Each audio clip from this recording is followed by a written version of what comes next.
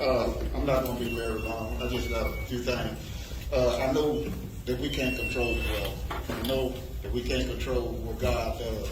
But I just want to say, I was reading one of your articles here, the Yazoo Pump will be particular for flood. 2019, 17% of land was flooded, 83% was not. What I'm trying to say is, I've been trying to find out why don't we have enough property to go around where we can understand what's going on.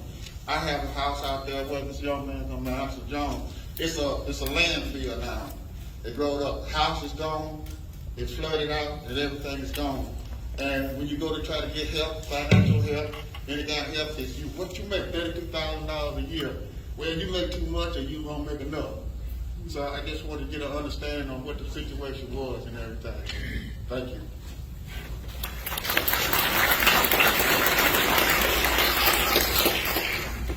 Good evening. I'm a business owner on Eagle Lake. I have a guide service, fishing guide service. Of course, 2019 is when I moved up there after the floods recede. Planned on moving earlier. Can't find a moving company to bring you to 3 foot of water, unload your stuff. It's simple as this. Sir, I don't mean any disrespect, but you mentioned earlier, Louisiana needed pumps. Louisiana got pumps. Arkansas needed pumps. Arkansas got pumps.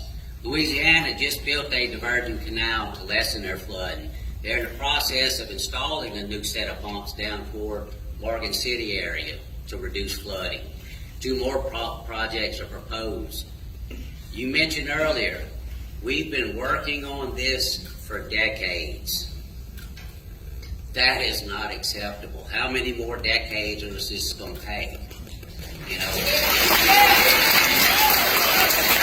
we don't have that.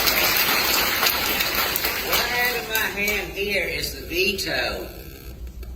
August 31st, 2008, when the EPA vetoed the initial pump installation. It's much longer. It's 60-something, 70-something pages long.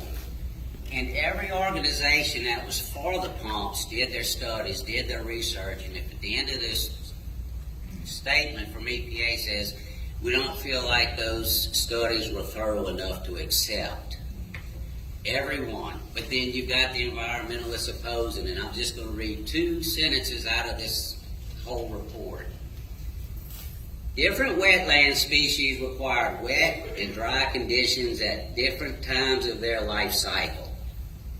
I'm thinking 6.5 months of underwater is not their life cycle time to be wet and dry.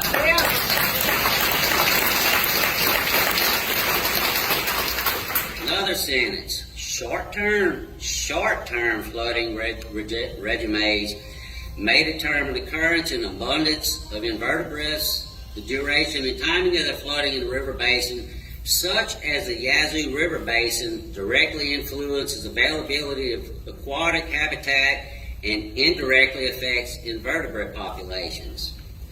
Again, short-term flooding, where they let the water in, let it out, maintain it at 87. Let me flip over because I had another note.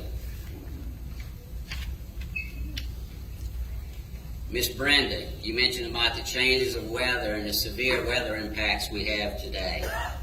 I did construction all my life. We always were a proactive approach on things, especially when it became to safety, productivity. We're not being proactive, taking decades to find a solution. They say the pump won't solve the problem. Katrina hit years ago.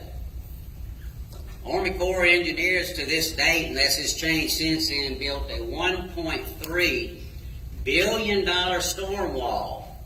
We did construction. We were part of that project. That $1.3 billion storm wall was not to prevent flooding. It was to lessen the severity of the damage done by the storm surge.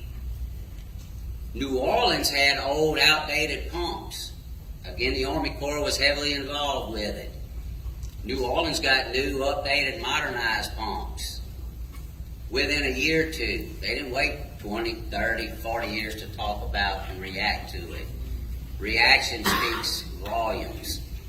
Y'all say our pump won't solve the problem. It wouldn't be adequate or sufficient to pump the water out.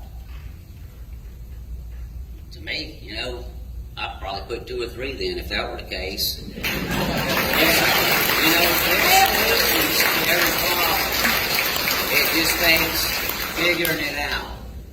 And all I'm asking is for a quick, expedient solution to the problem because, again, I have a guide service. Yeah, we flooded. It was devastating 2019.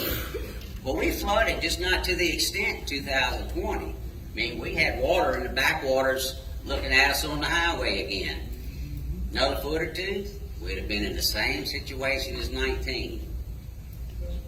We get very little support. You know, no offense, Miss FEMA lady.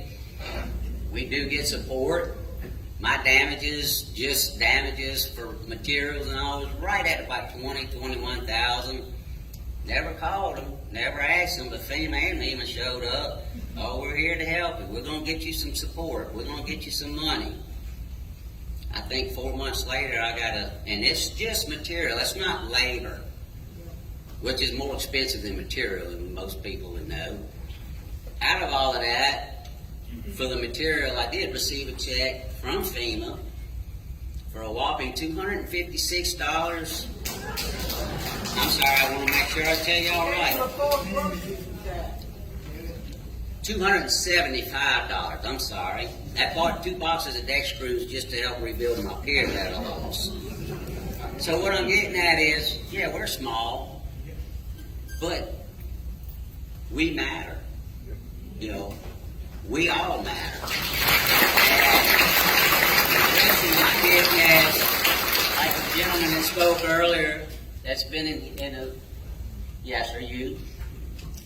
Dealing with it for 47, 57 years, and we're still dealing with it, you know. We're the squeaky wheel. We haven't been all. And we're going to continue to squeak, I promise you, because we need to fight what we know and feel is what we need and deserve here in our community. Thank y'all for your time.